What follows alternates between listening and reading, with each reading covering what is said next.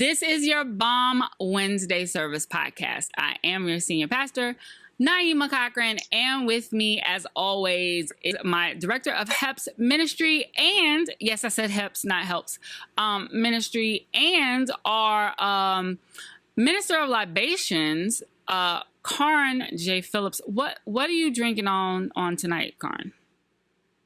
This is a 2018 Merlot Malbec. Happy birthday, Kamala Harris. Happy birthday, Kamala. Which would have been yesterday by the time you guys hear this, but it's our Libra, our soon-to-be VP, Libra VP's birthday. So we want to give a toast to her as she's out here. But that Amalbach, I don't really do reds, which maybe makes me a little bit of a bird. The reds, do the reds. What are you doing? Maybe I'm a bird. I will do a Lambrusco. So it's a little birdish for me to do a sparkling red, but not like a real red. I don't like reds. Anyway, that's another conversation. How are you today, Carron? I'm fine. You and your arms. Is this gonna become a regular thing? Is this a trademark? I pulled out this is my throwback high school basketball jersey. So I'm pulling it out. But, I'm doing good. I was watching the Chicago 7. How was it? Finish that up. I got about 30 minutes left. Okay. Pretty good so far. Okay. So, we'll see how it ends, even though I know how it ends. Even though I know how it ends. See what Eric Sorkin did with this. So before we get into everything, I'm going to do today's housekeeping a little bit differently.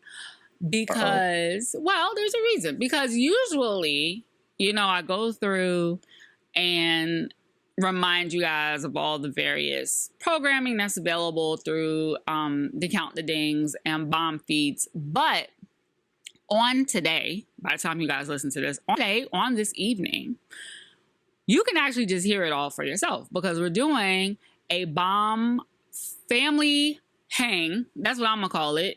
We're probably actually calling it something different, but I'm going to call it a family fellowship. All of the shows, all of the hosts. There go fellowship again. There goes that fellowship. Fellowship is important.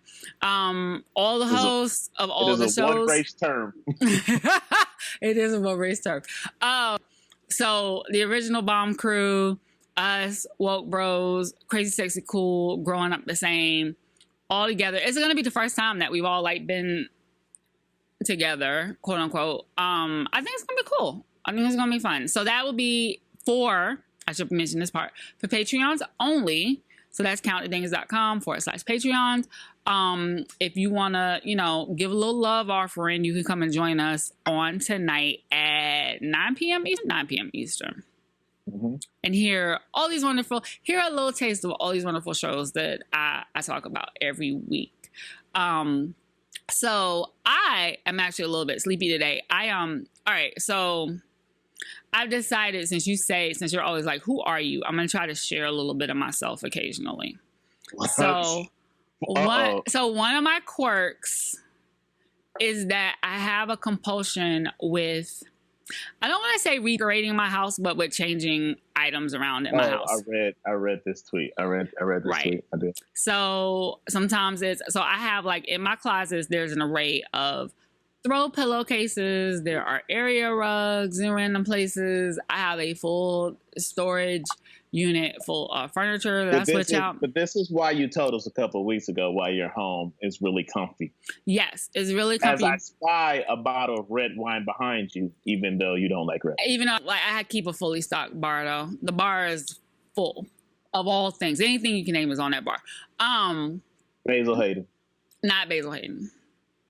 Casamigos Anejo. That actually might be there. I'll take a look when we get off. But anyway.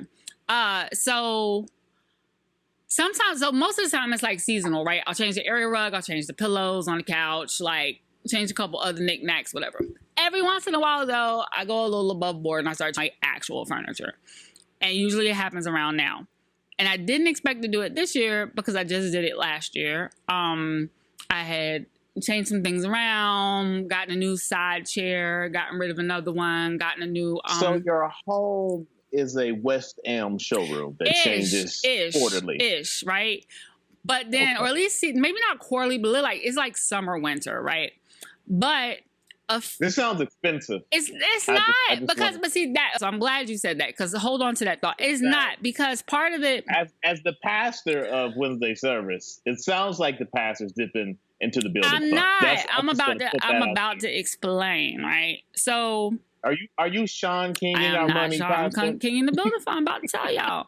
So if you live in New York right now, there's a and you gotta let me finish because I know what you're gonna think, and this is not where I'm going. There's a Instagram account. It walks like a dove. There's an Instagram account called Stooping NYC, and you guys might have heard that a lot of people who live in New York have been leaving en masse, right?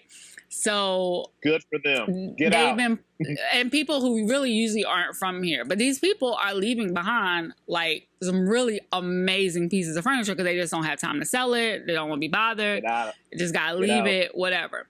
So looking at that account, I was talking to my mom and I was like, I should get a storage unit just to go through and start furniture and save it like to resell or something like that. She was like, you should do it. I did not do that, but it got me looking. Craigslist also has a free area in their furniture, which by the way, if you are in a major city or if you are in a major city, in a commerce city, or a transient city where people tend to move, like they're there for a placement and then they move somewhere else. New York is one of those cities. You can get your furniture, and this goes to your point, Carron. You can furnish your house with really expensive shit really cheaply if you know exactly what you're looking for and you're patient. Because New York's Craigslist furniture section has always been good to find like primo items at like new or barely used at a fraction of the cost. If you know what you're looking for and you're patient.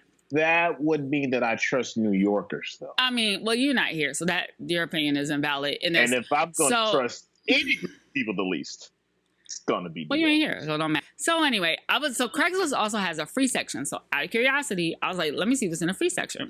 Bam. Just so happened, this phenomenal couch that's behind me right now was available for free. So I was like, I actually need a new couch. I'm going to get the couch. Got the couch for free, right? Sanitized it, cleaned it, whatever. It's huge, 90 inches. Like 4 people can sit on this couch and chill. Super comfy. It's like a $2-something couch. Bam. Fine. But then once I had the new couch, I was like...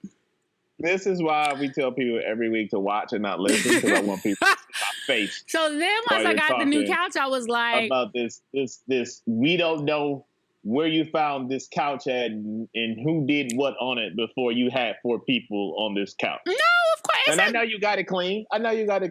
But still. But also, like, you got, once you know how to pick these things, I didn't just buy some random ass oatmeal color couch. Couches are I went and saw it. I went and inspected it and saw it and looked at it. It looked at the tag. It looked at everything. And again, it's an oatmeal colored couch. You're not going to get away with having done so much on this couch without it being noticeable. I'm just saying. Anyway. So then I was looking around and I was like, okay, I'm going to need to change my rug. I'm going to need to change some art. I'm going to need to change some other things. And yesterday I happened to come upon a antique mid-century cabinet, meaning like from the 50s. And already... You know how long it takes to find the right art? Yes. For rooms? Yes. And you just swapping this out? I have things on site. Anyway. You just got... I be having things. I literally have so you just like storage Bobby Axelrod and Billions, and you just got paint and stashed somewhere on deck. To your point, you know how you have that Boomerang movie poster in your house? Mm-hmm. I had one in my closet, and I forgot it was there rolled up in a tube. You being real disrespectful. I'm just saying. To the Hutlands and Eddie So Murphy. I finally ordered the... Well, I used to have the soundtrack poster from when I was at Arista, but the frame broke and it got scratched up. So... Now I have the movie. Can you ship that to me? It's gone now, so now I have the movie poster. Apparently that you don't want this. No, I wanted it. I had to get the frame for it. I ordered the frame for it. When the frame comes, I'm gonna put it up. Anyway, I gotta get to the point of my story. So I found this mid-century modern cabinet yesterday. I had no intention of buying a cabinet. I didn't think I needed a cabinet. I have a cabinet, but this cabinet looks more like my TV unit, and I was like, I think I want this cabinet. So yesterday, is it a cabinet, or as black people say, a chest of drawer. No, a chest of drawers for your clothes. This is a cabinet. So it's like a chest drawer can also hold TVs. Okay, true. But this stand. is like a mix of a china cabinet and a bookshelf ish. I'm gonna take a picture when it's all said and done. So it's a fancy chest drawer. Fancy chest drawer, sure. Why not? Oh. So I got it. It was delivered last night. I had no intention. Like I did not wake up yesterday and intend to buy it, but I got it. It was delivered last night. It needed some cleaning. It needed some love and care. So again, sanitized it, cleaned it. So last night I sanitized it, cleaned it, stripped it, cleaned it again, stripped it again, cleaned it again, did some repairs on it. And that took all night. But it really is looking good. Like I'm looking at it right now. It looks really amazing, I think. And who are you? It's my mother's child. And it's does shit like this too. And it's almost ready for me to use. I need to sand it down a little bit and seal it again. I already sealed it, but I got to sand it down a little bit, wipe it off. I got to spray paint the drawer pulls. Wait, stop. What? Let me get this right. So the last 36 hours, you have bought a piece of furniture. Correct. You have sanded, stripped it, sanitized it, and cleaned it at least 3 times. Correct. And you started a week-long thread about Gen Xers right. that you all have when it comes to working in corporate settings in the workforce. It wasn't about that. It was about Gen Xers and our proximity to the civil rights movement. Still, yes. Yeah, basically. So I did this thread, and then, because I did the cabinet overnight, right? That's what I did last night while y'all were asleep. Who are you? A Keebler elf, and that's not sustainable. So it's not sustainable at all. So I do need to sand. I need to sand it down, and I got to sand down the drawers a little bit because I think it was kept in a humid area because the drawers are just the tiniest bit. Are you gonna BBD it next? Are you gonna flip it, rub it? I am gonna rub it. I gotta rub it. I do have to rub it, but then I'm done. It's enough complete that by the time I go to sleep tonight, my plan is to have it in use. Are you finishing a chest drawer? Or are you creating the perfect man? Because I'm finishing the craftsmanship and the dedication that you have put into this project. I'm just saying, it needed it. It gives you. I hope it gives you certain pleasure. It's gonna. That's all. Oh God, look at you! It's gonna look really good when I put it in place, which I plan to do before I go to sleep tonight. So anyway, I say all that to say, if I say anything crazy, it's because I haven't really been to sleep, and that's because of the chest drawer, as Carron has decided to call it. So y'all charge it to the game. No. Well, since you have started on this, what? And you were over there creating a secret man in your Stephen Urkel chamber that you're listening as a chest drawer. I don't even know how you made that leap. Flip the run of show and start with the cuffing season topic first. Okay, we'll start with cuffing season. Cuff in that drawer because that's what it sounds like. Listen, I like furniture. I don't know what to tell you. I really appreciate furniture. I like furniture. I still have a dollhouse at my mom's house for this reason. There's no dolls in it. It's purely for design function. But yes. I like our ranging spaces. Okay, cuffing season. Carron, this was your idea. Now, I'm assuming that, pretty much everything else in 2020, there is a revised cuffing season schedule for this year? I don't know. You don't know? I don't know. I've never participated in Cuffing City. So usually I want to say that the draft would have been in September to get your roster. I'm estimating. I don't actually participate in cuffing season shenanigans either. I'm assuming that I think have I? Because you use a present term verbiage there. That doesn't mean that you haven't dibbled and dabbled in the past. Not that I was conscious of. Oh, okay. Now we're getting to it, folks. Now have I at some point had a roster? Yes. I'm not a fan. It requires a lot of management. I don't like that. And there's a lot of energy. Have I? Because as you said in past shows, you just like certain gentlemen callers just to come in and be quiet, do your business. And as Beyonce once said, when it's all over, please get up and leave. That's not what I said. I said that before I let you in my house, I have to know that I'm okay with you spending time in my house and you're not going to annoy me. So, depending on who you are, I'm fine with your company. Stay, hang out, chill. We watch a movie. I will actually cook if I like you. If you are annoying, then I need to be sure that there is no chance of you getting stuck here and annoying me. And definitely. Are you cooking a meal or are you cooking a cheese omelet in the morning like Darius Lepar? Which one are these? It depends on my refrigerator. If you're really special, I went grocery shopping for you. But that's like the next morning or before they got there. So like, oh, so you was planning. But the last person I went grocery shopping for before they came to my house was my ex.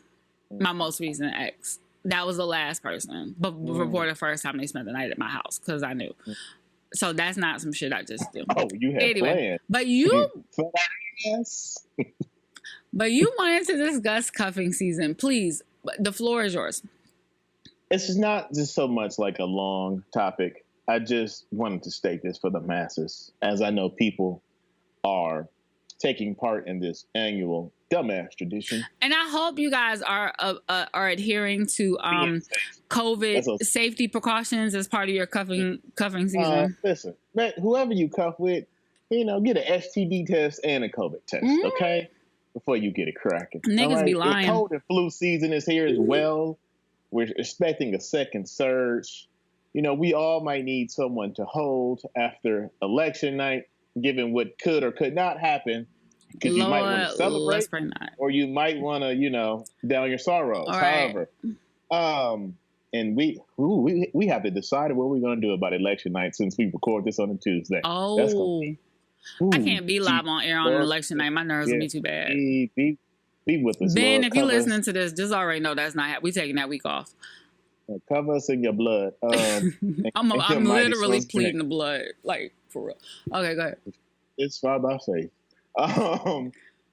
Cuffing season is something that I have realized this is going to be a controversial take. It's only like hibernation of a sort. Yeah, but if you get your panties in a bunch off my theory here, it's probably because what I'm saying about you is true. I have realized that from hearing stories and doing the research as a non-active participant, that cuffing season is, for anyone not listening that might not be, skin folk or kinfolk, is, when you just find you a certain someone to boo up with during the cold wintry months. Yeah, you need some body warmth. Body heat, some adult attention. If there's some, a probable pre-COVID life, a holiday party, and you may need a date, you have someone, and y'all figure out a schedule of how to make it through the cold wintry nights of the winter. And it goes through Valentine's Day. No, it can, I think the first season cutoff is Valentine's Day for some. But for others, it goes through warm weather months when you decide you want to be fast and out there in the streets again. For your hot girl and or boy summer.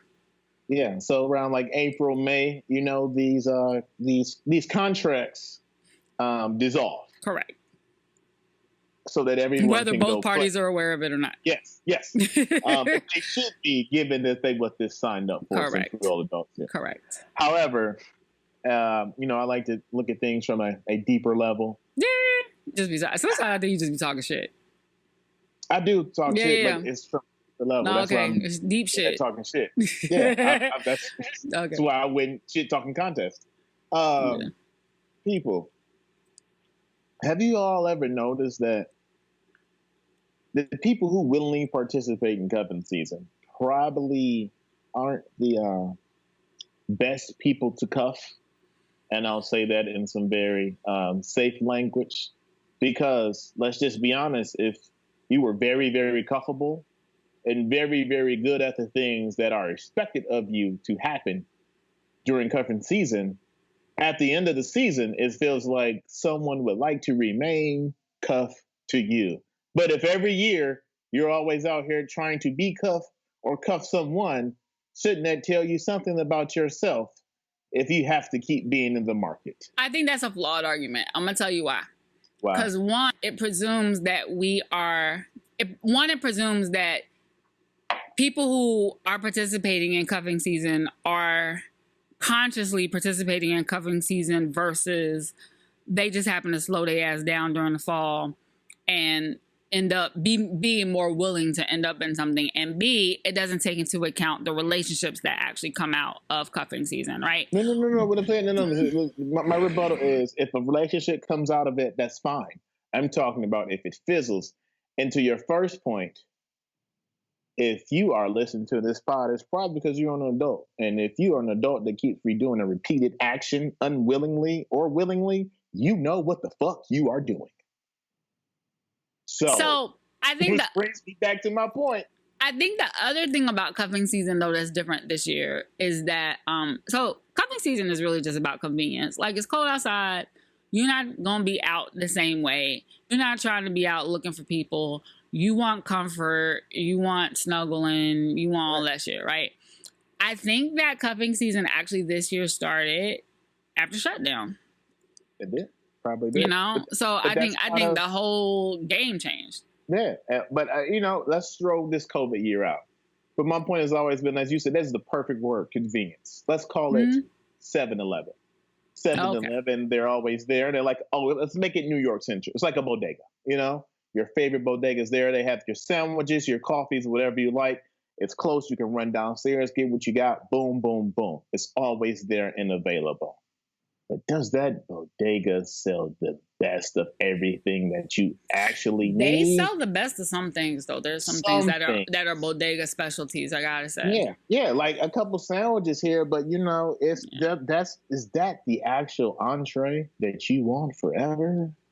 Probably Varies. Not. Depends. So I feel you. All our listeners, stop being someone's bodega and learn how to better yourself and be someone's STK. Be someone's Stop being someone's bodega. We don't have to have bodega slander. Bodegas are reliable and dependable and staples of the foundational institutions. So we're not going to slander the bodega. You know what? Reliable, dependable, and the staple. Yes. That's what women say about men that they've been with for a long time and they're bored, sick of, and ready to leave. All right, Don't be that dude, fellas. So this has been Carron's Advice Hour. Please govern yourself accordingly. Stop being whack. All right. So next up, we have been saying we were going to talk about this on some level, and boy, is this a goddamn week to talk about it. This is the best part of the show, people. These rap Negroes. No. These dumbass rappers. That's the name of the show for everyone who haven't picked it out yet. Dumbass rappers. I don't know if that's the name of the show yet, but we're going to think about it. Maybe that'll be a subtitle. Should we go down the list? So, oh God. To Carron's point that I was having a conversation about Gen X, the thing that actually is bad about Gen X, the point, and I'm getting into it. So the point that I was making about Gen X that I think people forget, and I think we even forget, is that we're only one generation removed from the civil rights movement and segregation. We're the first generation that was born out of segregation. Gen X starts at 65. Voting Rights Act was signed in 65. And so that a lot of our kind of, if you want to call it bouginess, old-fashionedness, respectability politics was put upon us by our boomer parents, and for some silent gen parents and silent gen grandparents who had just got finished spending decades busting their ass so that we could, buy certain houses, chase money a certain way, have access to certain schools, go to certain clubs, participate in certain hobbies, basically assimilate. So it really was like the edict and assignment really was for us to go forth and, and like basically just be like good Negroes, right? And not in a negative way, but like, all right, we finally got what we've been asking for. Don't embarrass us in front of these white people. Got a piece of the pie. Of the pie, high, moving all up to the east side. And the other part is that most of us came of age in the 80s. And if you look at any movies from the 80s, it's all about the Benjamins, for lack of a better word. The Reagan era, even as the crack epidemic was on the way, it was super capitalist. It was super like chrome and glass and BMWs and you know, yeah, and you know, like, you know, there was the yuppie, the young urban professional, and there was the buppy, the black young urban professional, which black people named themselves unironically. So like, if you ever watch Strictly Business, Wayman and them, that's product of the 80s, right? Cinematic classic. It is indeed. A young Halle Berry. So a rising Tommy Davidson. Yeah. So I think it's important, that framing is important. And then when we go to hip hop, the problem that Carron and I have been saying about conscious hip hop is that, you know, conscious hip hop is a very loosely used term. Originally, it meant that there was lyricism that focused on social issues or socioeconomic issues. All hip hop reflected, not all, but most hip hop reflected the street or life. So it wasn't just that, or it might have been like, you know, racism or self-awareness amongst Black people, or, you know, sexualization, patriarchy. It basically was something other than just, I'm just rapping and rhyming words together. Like, there was supposed to be messaging in it, conscious messaging, right? But it also was expanded to just mean motherfuckers who ain't rapping about chains and cars, right? But or motherfuckers who just rap like full words and sentences that you can understand. Because Cole be rapping about bullshit too, but people call him a conscious rapper. Because Kanye West said Fred Hampton's name in a song. And because Kanye West did a song about Jesus, you know, and would occasionally talk about Black people and being from Chicago and shit. How Kanye got labeled as a conscious rapper, because I will never be fucked. A song about like, the Divine Nine, and hip hop had never had that. It was because his mama was a professor at African American studies. Anyway, to our point, the title of conscious rap was given way too freely. And then in the 90s, in the original era of conscious rap, there was a lot of influence, and just in young men. Sorry, that's Washington Heights outside. And just in young Black men in general, just with young Black men in general, there was a lot. You know who else is from Washington Heights? Who? Randy Watson. So you know what? Anyway. Also, amongst Black men of Gen X, there was a large Nation of Islam influence, a large African nationalist influence, a large militant influence, and a large 5% influence. But the problem is, what would happen is we would grab, I'm gonna say we too, because we're honest too, would grab bits and pieces of this from our activist parents. I was about to say, are you gonna bring up the ladies first video? From our activist parents, because there is a reason that Gen Xers all have a bunch of fucking Islamic names, right? Yep. So from our activists and our parents, like my mom would practice Islam for like a month. From our activist parents, my mother was in the BCN movement in undergrad and changed their name. My parents had my mother's other name is Faja. People who know her from Howard call her Faja. Yeah. When she was at Western Michigan, her name was Amini Nuru. My dad was a Muslim for like a month when I was a kid. He had like this half crescent necklace, and we went to Boston to see my uncle, and he was buying bean pies from KFC in the drive-thru. I would never get the backseat of our Oldsmobile, and I was just like, "This ain't sweet potato, bro. What is this?" So, because I remember the Bowtie Boys selling them papers on the corner, and I was just like, "This isn't safe. This isn't safe." Right. We're the crossing guards. We're the crossing guards. So we pulled some parts from what we got around our parents. We pulled some stuff from movies. All of a sudden, when I was in high school, everybody was suddenly reading the autobiography of Malcolm X like it just dropped instead of having come out 20 years before.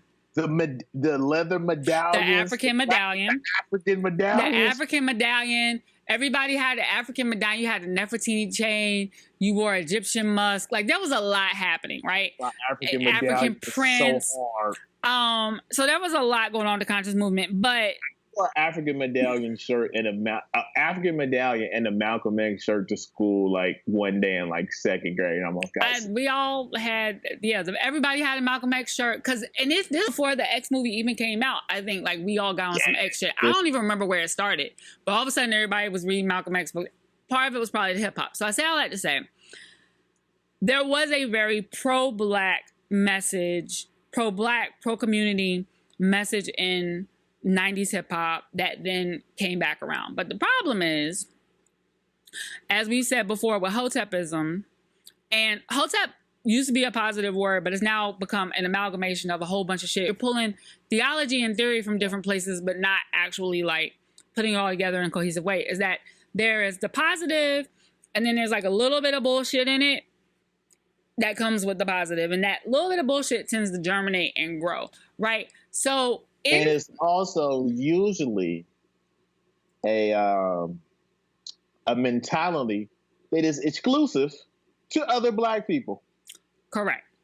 So in 90s, we're seeing in our rappers right now is a combination of the patriarchy that was part of those conscious movements, right? Which wasn't so much like, there's a difference between patriarchy and misogyny. I want to point that out. Misogyny is basically fuck women. Patriarchy is y'all look good, but y'all need to be like here.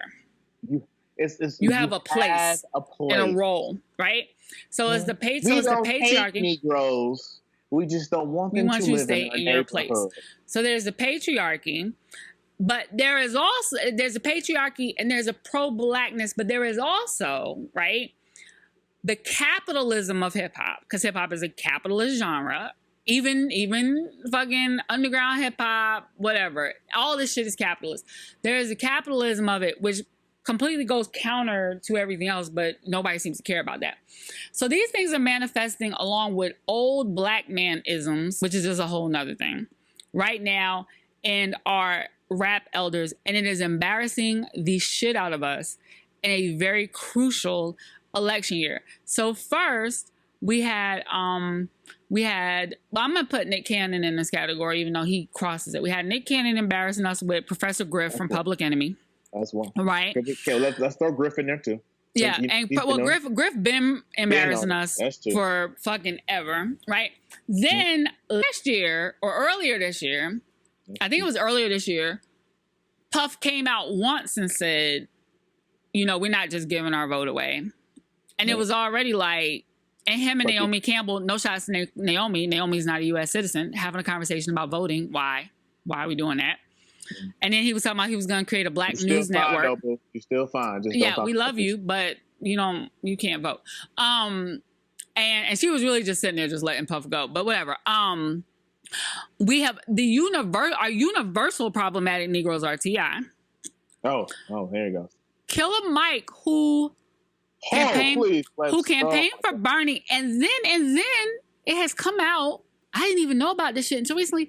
Met with Greg DeSantis last year, Killer Mike, or whenever 2 years ago, and talking about his first instinct as a Southern man was that he really liked or saw some familiarity and kinship in Governor DeSantis. What's his name? Ron DeSantis, Greg DeSantis, whatever, with DeSantis.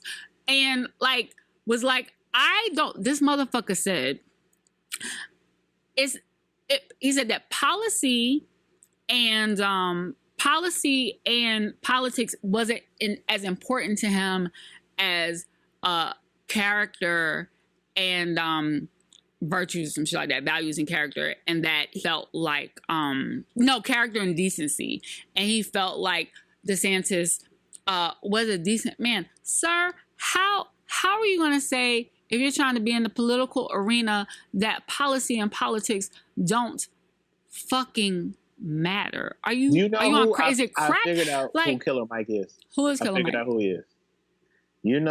Pre-COVID, which is so long ago. It was so long ago.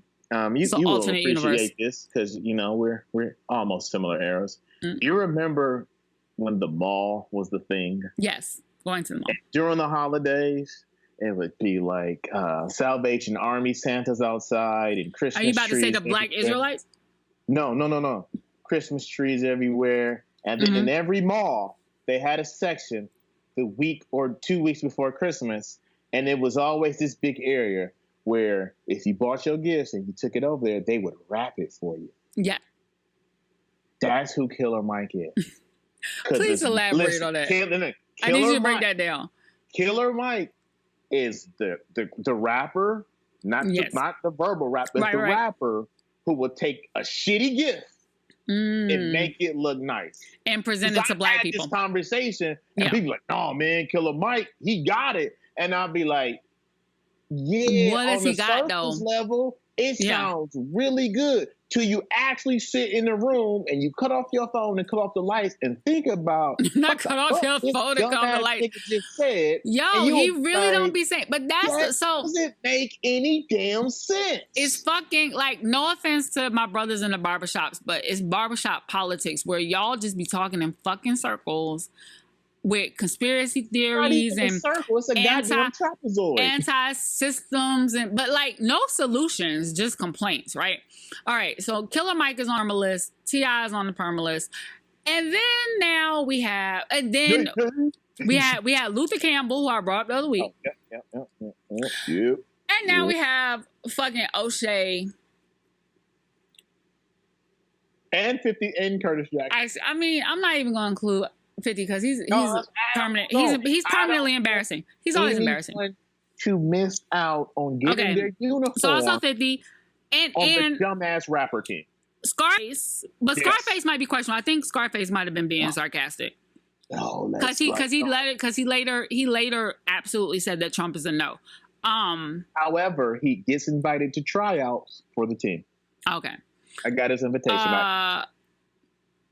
Shaquille O'Neal is not hip hop. I'm gonna just put him on list just because he apparently voted for the first time this year, and I'm 100% sure that Shaquille O'Neal voted for Trump. I will put every dime in my bank account on that just because Shaq be shacking. Because people forgot that before Shaq ever voted, he's been a cop for 5 years. 4 years. As a volunteer cop. Mm-hmm. For 15 years. Started out. He's been a cop in Florida for 5 years. He's a cop in Broward County. He was a volunteer marshal or a deputy marshal or whatever, honorary deputy marshal. And but goes on runs and stuff with them. He was in one in Miami and he used to be one in LA. Yeah. And this is also a man that you don't forget who got a PhD from Berry College. I don't mean to be disrespectful, but I have no idea what Berry College was. Never heard of it. So if you have a PhD from Berry College. He comes from a military family. His stepfather, who is his father, for all intents and purposes. Anyway, and he owns Papa John's. And he owns Papa John's franchise, and he's a chairman on the board. He's a chairman of Papa John's. Shaq voted for Trump. There's no other way to invest in black communities than to give niggas pizza. So here's the thing, right? Rich black people voting Republican is not new. It's not. No. It's been happening since there were rich. It's been happening since the party switched. I'm sure. Shout out to J.C. What's up, fam? It's at minimum been happening since. It's at minimum been happening since. It's at minimum been happening since the Reagan era. Mm-hmm.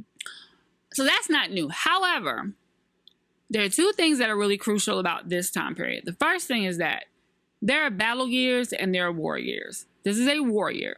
2016 was also a war year, but niggas was playing. Everybody was playing. Not just niggas was playing. Everybody was playing. Nobody realized it. No. I'm gonna stop you there. Okay. White women were playing, given that 53% of them. Yeah, but so did 14% of black men, bruh.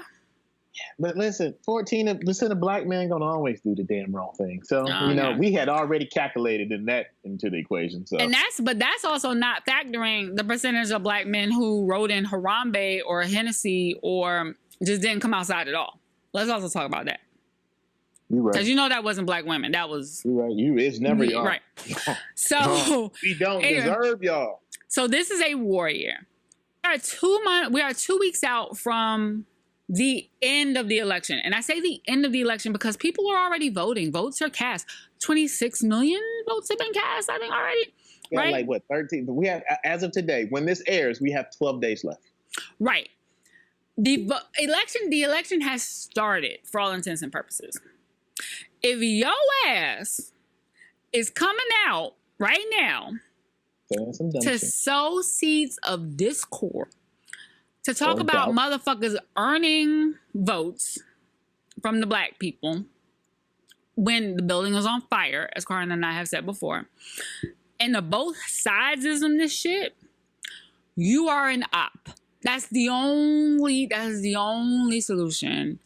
I can get Paulo the Don. I'm going to include your dumbass in that king of white women in that list too, going to fucking Trump rallies so he can shout your ass out from the front row. I ain't forget your ass either.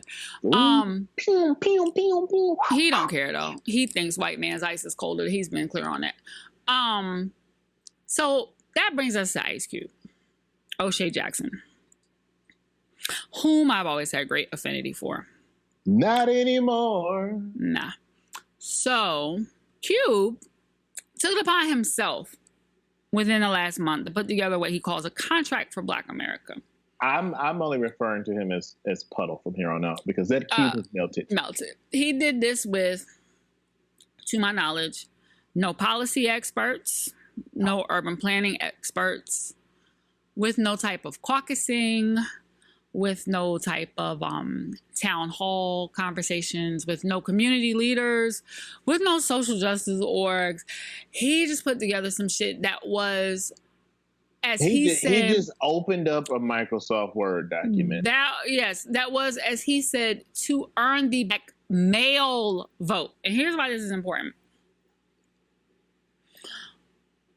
It isn't known. It is a statistically proven, easily verifiable fact. You could Google it. That Black women are the most consistent voting base. We're the most consistent voting bloc. We have been the largest growing, actually women of color period, been the largest growing voting bloc over the past 20 years. Mm-hmm. And we are the voting bloc that brings the most people with us to the polls. Like if we go, the whole house goes, right? Go. Pick up mama and them. Right. Scoot over in the back Black seat. men, on the other hand, not all y'all, but enough of y'all, be on both sides bad. It don't matter. It's the lesser of two evils. But also seem to somehow seem to think that by not participating in the process, they're somehow getting over. I don't really know how those things. I don't know how those things equate. Like the vote's gonna. I think people. Go ahead. If you grew up in the Black non-denominational church like I did, and you're listening to this, then you probably know who Frederick K.C. Price is. Mm-hmm. Mega church out in L.A. His son is now running this church.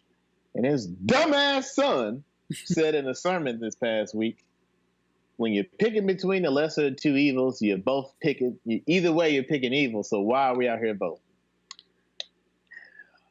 I don't care. Oh, how the Black church is falling. Preacher, pastor, bishop, principal. It's irresponsible. A dumbass is a dumbass. But it's so irresponsible. I mean, Stop listening to these dumbass rappers and preachers and giving your tithes and offerings and just leave these churches. Going back to God didn't tell you that. No, God absolutely did not tell you that. Because going back to my conversation, and some fundamentalists will be like, politics ain't in the Bible. It absolutely is in the Bible. Yes, it is. Yes, it fucking is. Who politicians kill Jesus? But anyway, but going back to Pontius Pilate is my favorite person in the entire Bible. So going back to what I was talking about with Gen X, right? Even Gen Xers forget how close we were to shit being completely different, right? And there seems to be this feeling that we have these inalienable rights. First of all, the inalienable rights that are listed in the Constitution were not for us. That's right. Yeah, bro.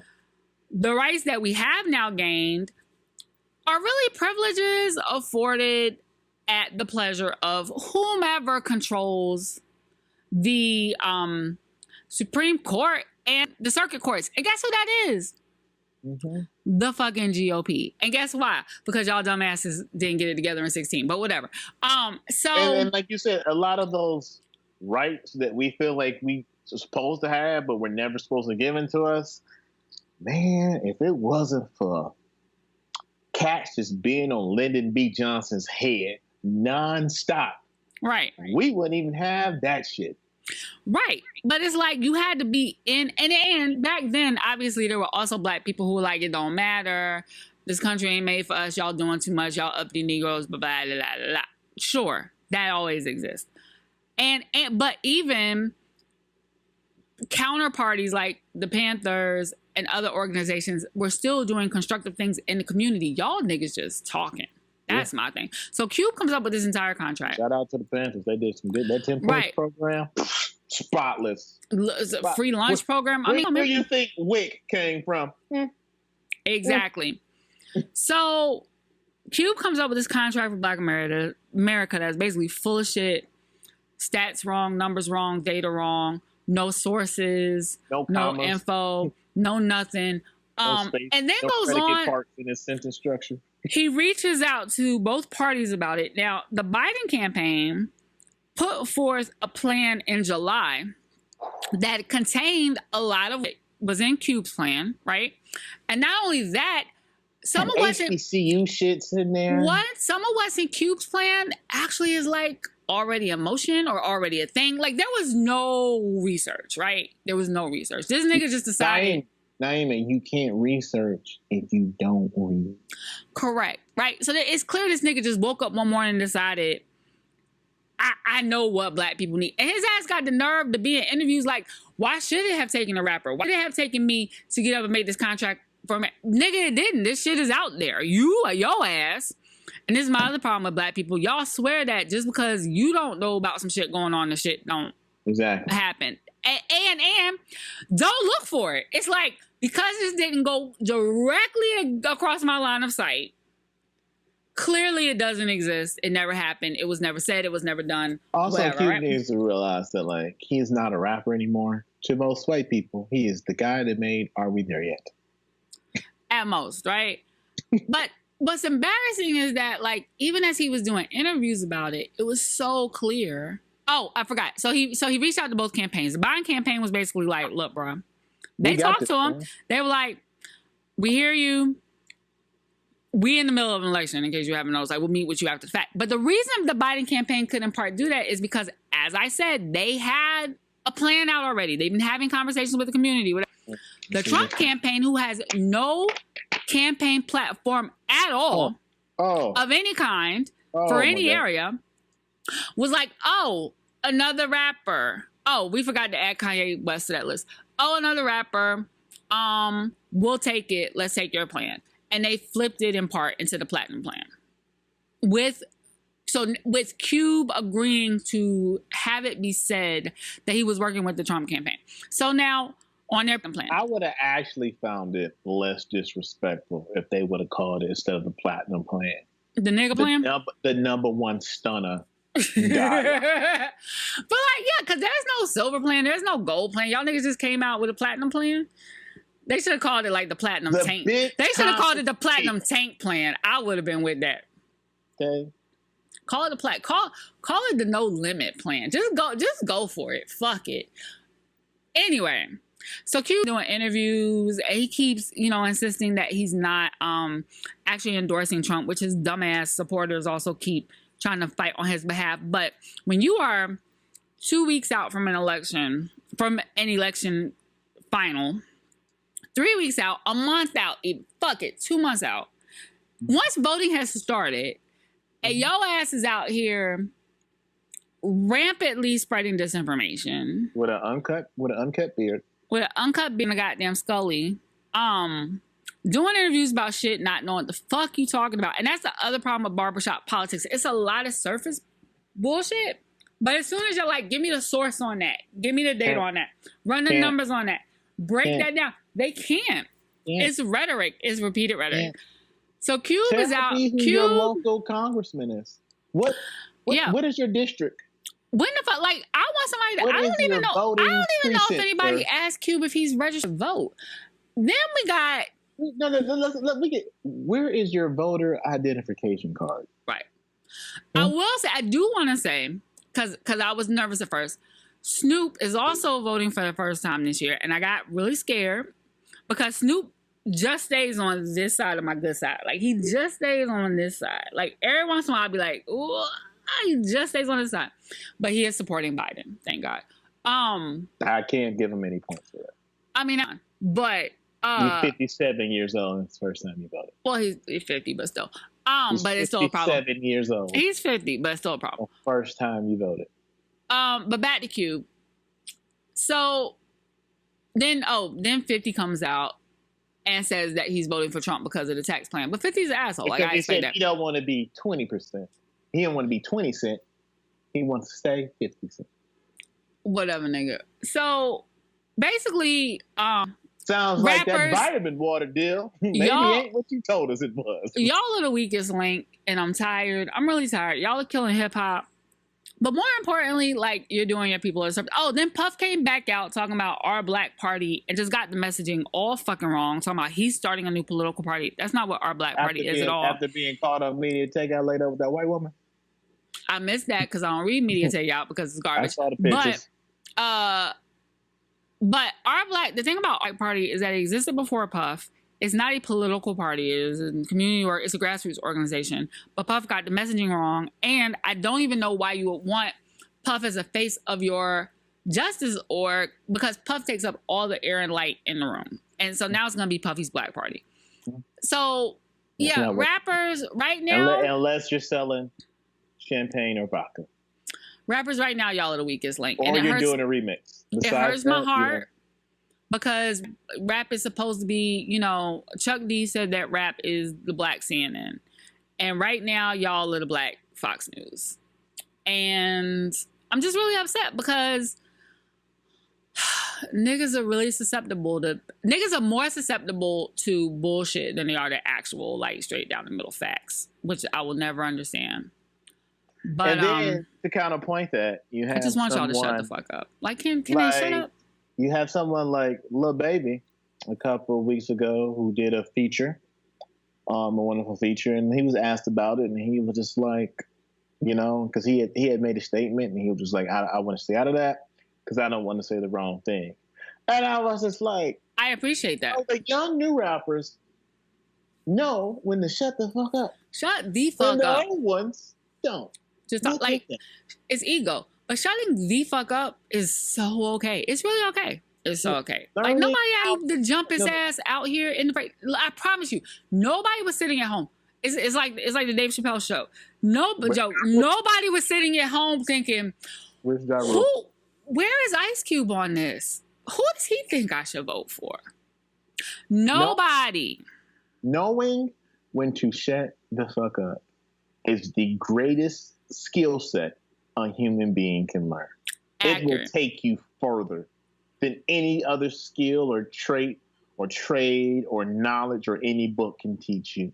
Knowing when to pop off, knowing when to just be like, I need to sit this one out, will get you further than anything in life. Or as my uncle Kenny Rogers the Great said, you got to know when to hold them.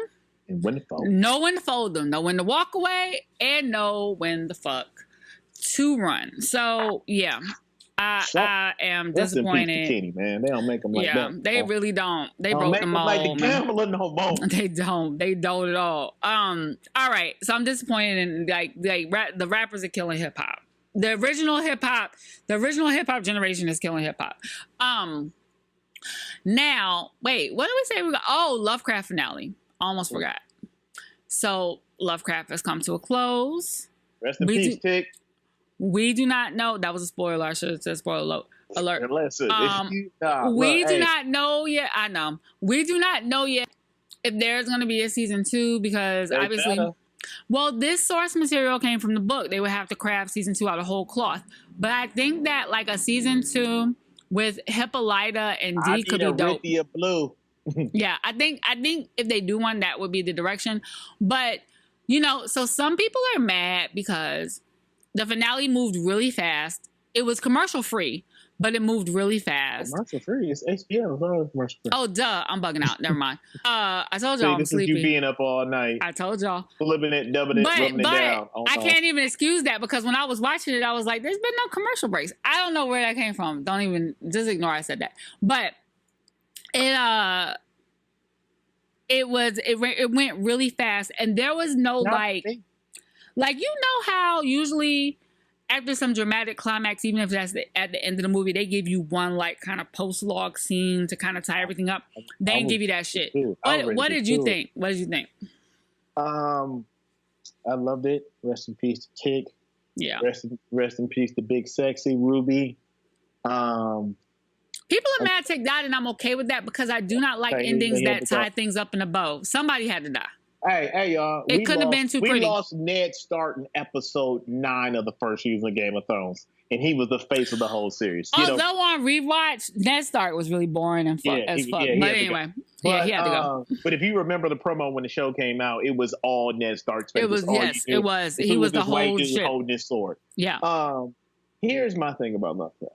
I loved it. I want to see more seasons of it. If we don't get it, I understand when I'll be sad. Shout out to me, Screen. Anytime I can get more Journey Smollett, I'm happy. I've been in love with her since East Bayou. I've said many times on this podcast. Here's what I have to say about Lovecraft Country. And this is going to be something that you have tweeted about in the past, and you're going to love me for this. You're going to want to reach through the screen and hug me. Okay. People.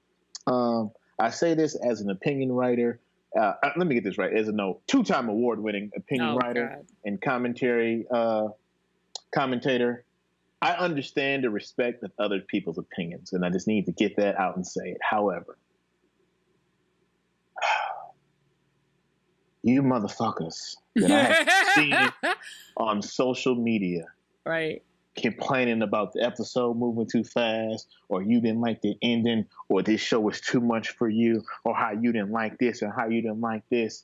Please, I'm going to say this as peacefully as I can. I mean this from the depths of my heart. I'm going to look into the screen so you can see my eyes. Shut the fuck up. Because y'all are why we as a people can't have shit. This is why if we had social media in the 90s, we never would have got Boomerang or Love Jones, a house party. We definitely would have never got Love Jones. Or The Different World. Whatever great black piece of work or art or music or film or cinematography masterpiece, Color Purple, shit, whatever we've had in the 80s and 90s that we deem as Twitter would have fucking destroyed it. Twitter and dumbass Facebook and IG posts would have destroyed it because now that everyone has a voice, there are great pluses to it. The great minus is that we have to listen to the dumbass people. And you dumbasses are fucking this up for the greater good because you think you're uneducated point of view that doesn't have any context, any history, or any layers. Just because you are not smart enough to understand a TV show that has meshed multiple genres unlike any other before, because this shit is too big for your little ass mind, you have to dog it. We are in a moment, we've talked about on this podcast, where black women are having a revolution. There never have been this many showrunners in TV history in every damn show. From P-Valley to Power to this to this, to whatever it is. Y'all got some goddamn dumb ass think piece. Shut the fuck up. Enjoy the shit. I mean, here's the thing. When this industry, I'm going. When this industry takes this shit away from us, because we just had this reckoning. We had the golden years of the 90s, and the 2000s was kind of dry. We would tell you, want that much shit on for niggas to watch. Now we are in a utopia. Do not fuck this up, because a dry period will come. And then y'all dumbass thick pieces will be, well, what happened to all the good black shows? You dumbass WordPress. WordPress and goddamn. Here's what I'm gonna say though. I'm gonna interrupt you to say one thing. There are some people. Listen, y'all don't have. Nobody has to like every show. The entire point of having an array of programming is that you will like some, you will not like others, right? Like I really did not like Empire. I've never watched Power because I could already tell I wasn't gonna like it.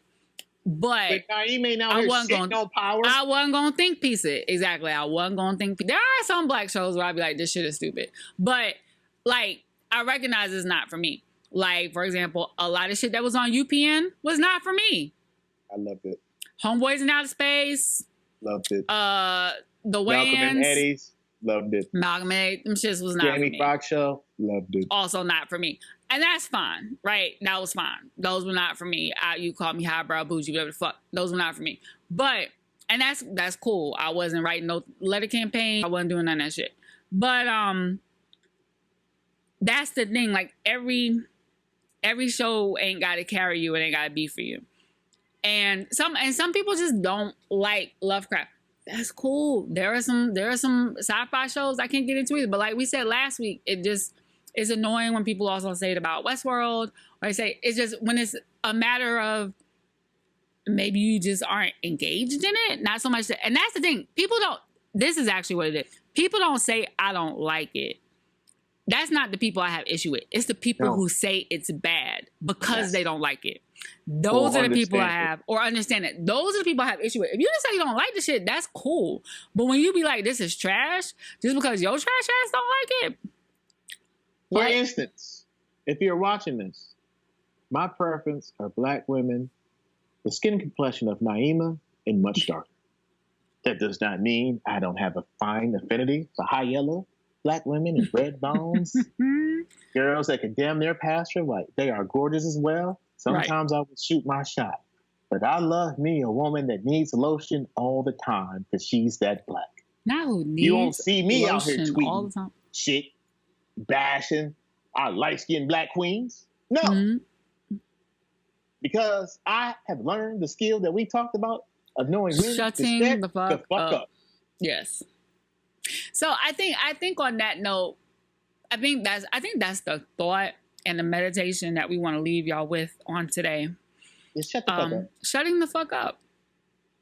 Shutting the fuck up. Because the thing with the internet, and I'm guilty of this too, because Twitter is addictive as a place to just write shit out. And I'm a former journaler, and I like to just put shit out in stream of consciousness. The problem with the internet is that it makes you feel like all your thoughts, A, need to be shared publicly, B, are urgent, need to be shared urgently.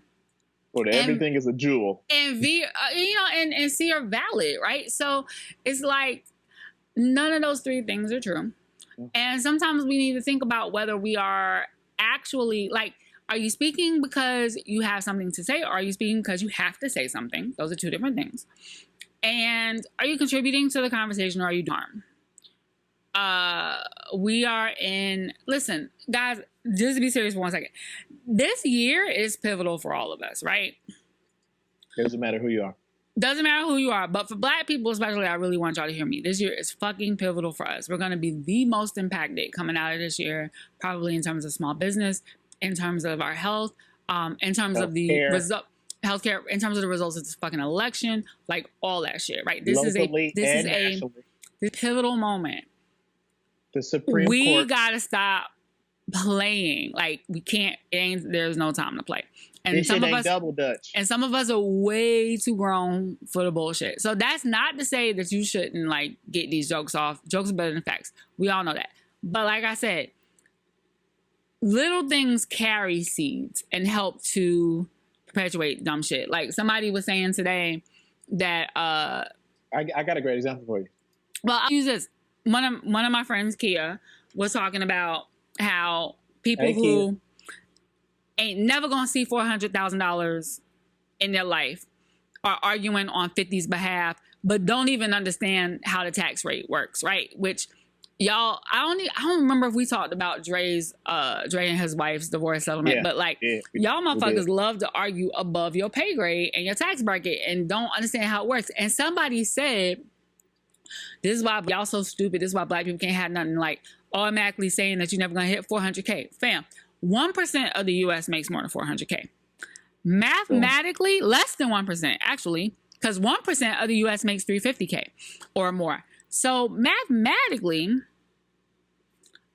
you not gonna see 100K. I mean, you're not gonna see 400K. Mathematically, you're not. Statistically, if we were playing Vegas odds, you're never gonna make $400,000 a year. You know, the way you said that so beautifully is the same way of thinking when I have, because I hate when black people say, we came from kings and queens. Nigga, not all of them were kings. We came from impossible. Everybody. Yeah. Some of you niggas came from the niggas that was helping the white people find people to put on. Well, not that, but also, we ain't the only motherfuckers that came from kings and queens. Isn't there some stat that like everybody in Great Britain is King George the Eighth or some shit like that? Like, it's not it, but also like that you alone. Can't be a king or a queen unless you have a population to rule over. So therefore, some of y'all got to come from peasants. I'm fine with coming from an African peasant. But also, that's okay. Don't bother me. That's actually okay. It doesn't bother me. Yeah, it's really okay. Everybody can't be goddamn Mansa Musa. Right. But also, like, Howard, and it's funny because the same motherfuckers who will be like, we came from kings and queens or want to call themselves king or you queen are all the same people who are anti-establishment. Make it make sense. Yeah, which one is it? Make it make sense. Like, do we think the monarchy, a government and political official? Yeah, is a monarchy important or like you want to call yourself a god of oneself, but you don't actually believe in God? In God. What you doing, fam? Is it Uchiwali or is it one mic? So yeah. All right. On that note, hopefully we'll see some of y'all later tonight. CountTheDings.com for Patreon if you want to be part of the BOMM family extravaganza, the BOMMaganza. Yeah, I'm gonna go with that. Otherwise, we will see y'all next week. Oh, what should we always tell them to do as always? Don't give your money to that white man. And read a damn book and stop listening to these dumbass rappers. And also, let me remind you that, as an asterisk, I don't actually have an opinion on whether or not Sean King is white, but it's catchy. All right. Later, y'all.